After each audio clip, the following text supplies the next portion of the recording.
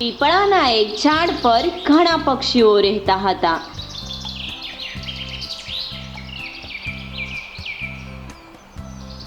અહીં હંસ અને હંસી પણ બધા સાથે હળીમળીને રહેતા હતા. એકવાર એક લુચ્ચો કાગડો આ પીપળાના ઝાડ પર રહેવા આવ્યો. હંસ સ્વભાવે સરળ હતો. હંસીએ ના પાડવા છતાં હંસે કાગડા સાથે દોસ્તી કરી. એકવાર પીપળાના ઝાડ નીચે એક મુસાફર આવ્યો.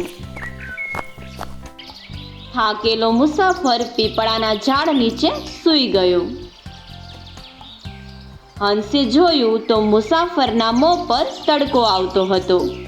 તડકાના કારણે મુસાફર જાગી ન જાય તે માટે હંસે તેના પર પોતાની મોટી પાંખોથી છાંયો કર્યો. થોડી વારમાં મુસાફર જાગ્યો. લુચ્ચો કાગડો મુસાફરના મોં પર ચરકીને ઉડી ગયો. મુસાફરે ઉપર જોયું તો હંસ હતો. મુસાફરને લાગ્યું કે આ હંસ ચરક્યો છે.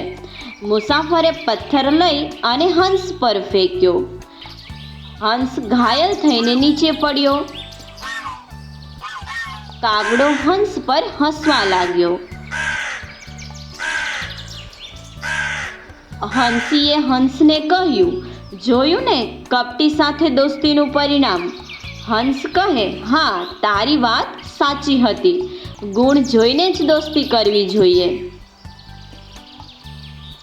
આ વાર્તામાંથી બાળ દોસ્તો આપણને એ બોધ મળે છે કે સારા સંસ્કાર હોય તેની સાથે જ દોસ્તી કરાય. સબસ્ક્રાઇબ કરો અમારી ચેનલ ક્રેઝી કિડ્સ લર્નિંગ.